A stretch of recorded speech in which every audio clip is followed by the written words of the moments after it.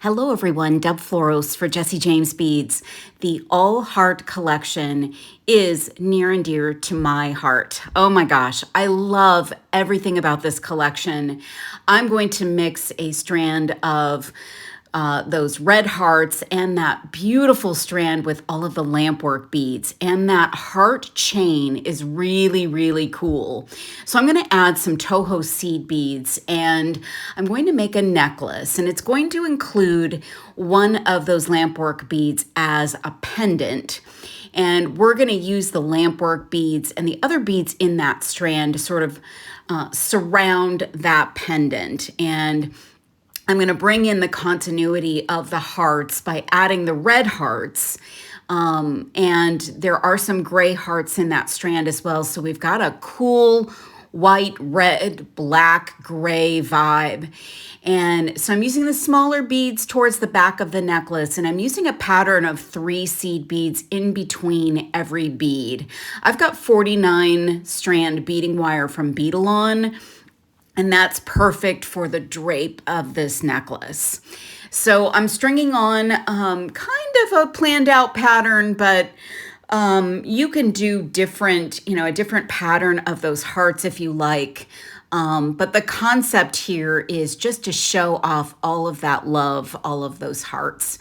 So the black hearts with those like white V's on them have a very large hole. So I'm utilizing the rhinestone round beads for kind of caps on the strand. And then I'm surrounding one of them for my pendant and doing a wire wrap loop. And that's just kind of giving it some extra bling as well. So you've got it sort of as a problem solver, but also for adding a little bit of sparkle to this piece.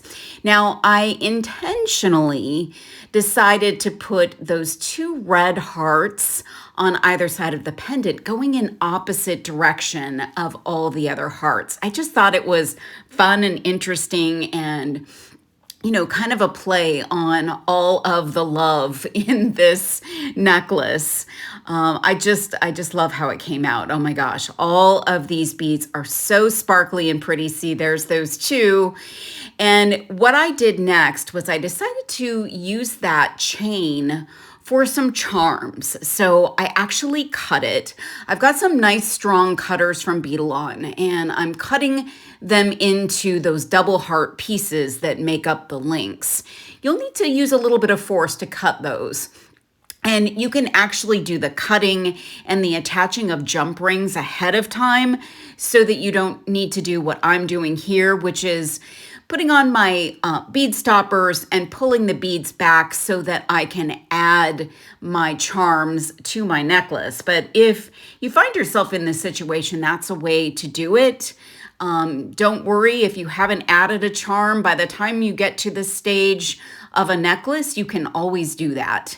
And I'm using oval jump rings to attach these, and I'm just adding them in between the first few beads on the necklace. So just giving it a little bit of extra flair, a little bit of extra love, and a little bit of extra metal to kind of tie into the whole piece.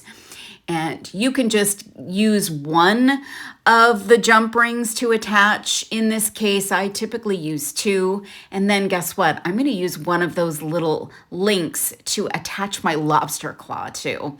So I put on the heart and then the lobster, and I'm loving this. This is such a pretty piece. Go check out the All Heart collection at jessejamesbeads.com. Thank you so much for watching.